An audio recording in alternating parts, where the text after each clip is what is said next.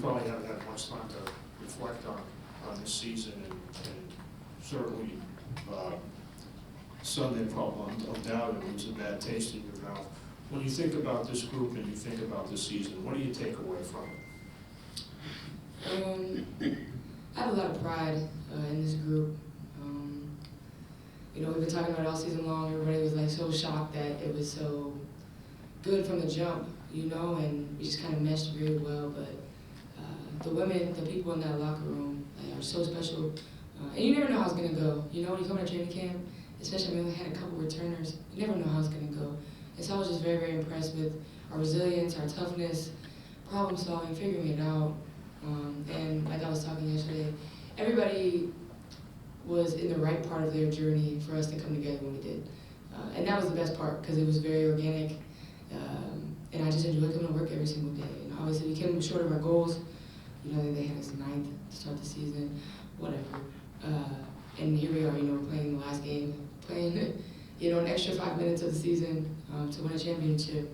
And yeah, it hurts, it sucks, but I have a lot of pride in what we were able to accomplish as a group this year. Fee was just in here telling us that she thinks that the losses Sunday was something that she's never going to get over. Yeah. Does it feel that way to you too? For sure. I mean, like I think I said it in my halftime interview too. I just wanted it so bad, and you know, the chips fell as they did. But I don't think I'll ever get over it. You know, I still catch myself turning on social media, or you know, I'm supporting my teammates and things like that. But it's hard to see. It's hard to replay it in your mind, especially when you're out there. It's hard, you know. And as an athlete, that's what you live for, is playing championship games and things like that. But it's definitely gonna sting for a while.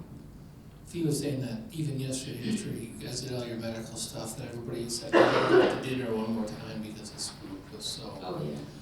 You know, and a lot of the group will be back next year. You're starting 5, but it won't be the same, right? I mean, every team has a slightly different chemistry. As you remember what worked this year, knowing that there'll probably be some changes going into next year, what's the key to kind of keeping that chemistry and taking the next step?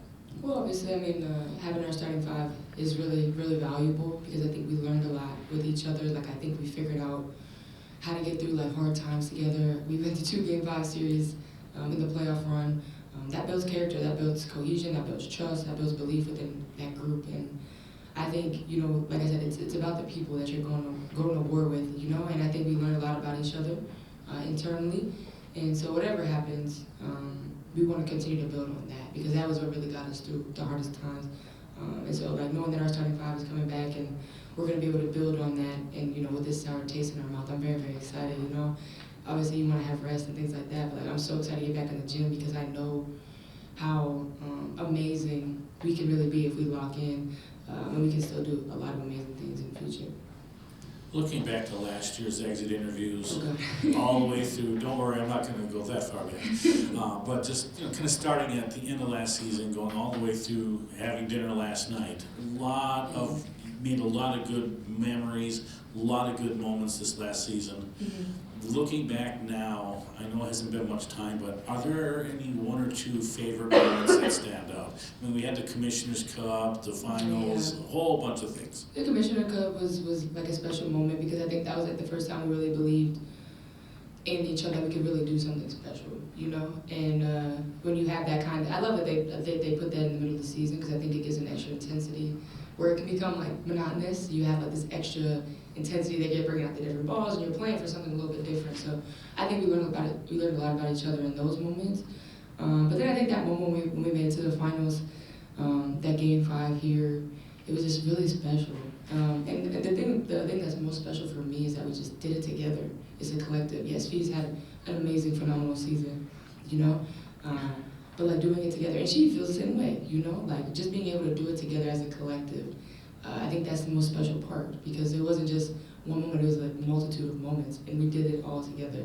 You know, Courtney's shot, like, there's so many things that like happened throughout the season. It's just like, wow, like the trust and belief that we had in one another, those are the memories that you have, like that feeling of being in that locker room and, you know, just being with your sisters every day. It's kind of hard to explain, because it's kind of unheard of, especially in professional sports, to have that much chemistry in the locker room and cohesion. And I think, like I said, it's very, very rare. Because this is the best of the best, you know? We're the best women's basketball players in the world. And so there's always ego, but having the ego checked at the door and being able to still like do it as a collective is very, very rare. So I was just really impressed with how he carried it, and everybody had their moments throughout the season. But I would definitely say the Commissioner Cup, and then that Game 5 here against Connecticut was unbelievable. And K-Mac, speaking about playing here in Minneapolis, you've been here for a few seasons now. I mean, this season, Maya Moore's jersey retirement, sellout crowds in the finals. Just what was it like playing in this city this season? And Minnie showed out. Obviously, you know, you heard about like the dynasties and like you see all the pictures of like what it was like for the teams that were in the finals before, but actually being a part of it this year, oh, it was so awesome. And that's what you live for as an athlete, as a pro athlete too. Like I would catch myself like just kind of looking up like in those finals games, or even our playoff, like our semifinal games and things like that. But I'm just very grateful for our mini fans, like just showing out. You know, New York had 17,000, whatever, came back with like 19,000, or I'm like, man, come on, you know? And that's a lot of pride, that we have pride in that too, you know? And so knowing that they show out, like we take pride in that, we put on the court too, when we know that they're showing up and showing out for us. So it was awesome, man. Our fans have been so loyal. You know, we started 0-6, started 0-7, they're still showing up.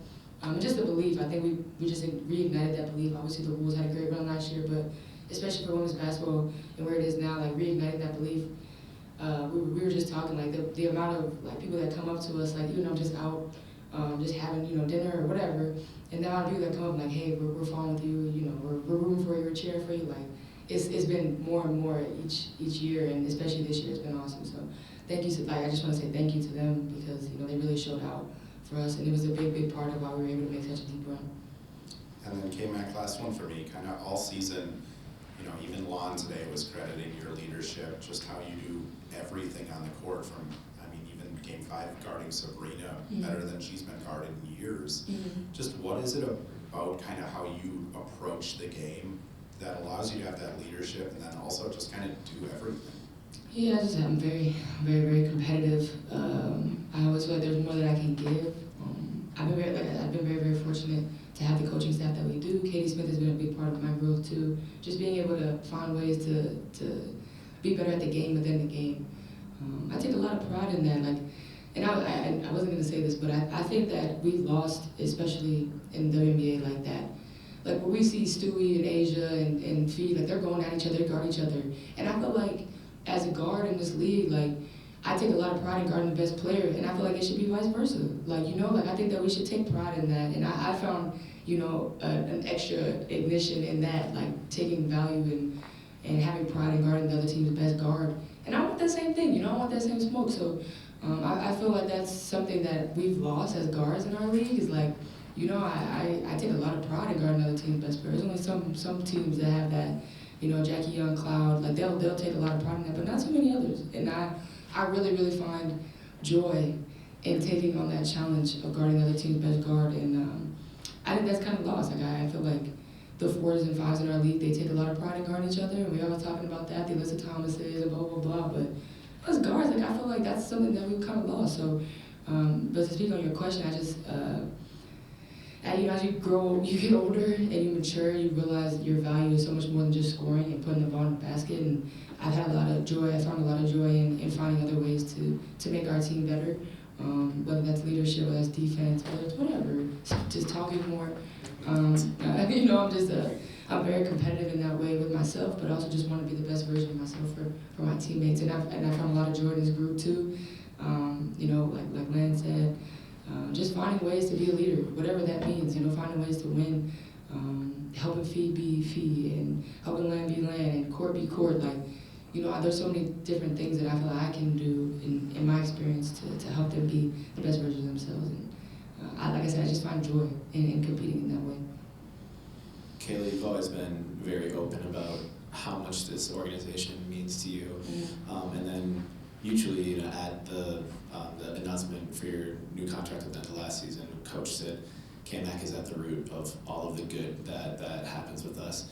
The bond between you two and just you and this organization has always been strong. Just wondering if you could share a few words on just how much stronger that bond, has gotten through another season, and just, how much it grew even stronger this year. it's hard to put into words like what Minnie has meant to me in so many ways. You know, we don't talk about like what's going on off the court. It's always we just talk about things, but this was like some of the hardest 6 months of my life, like personally. And so I'm just very, very thankful internally that I have this group that I do. And it speaks and it goes way deeper than like I can talk about.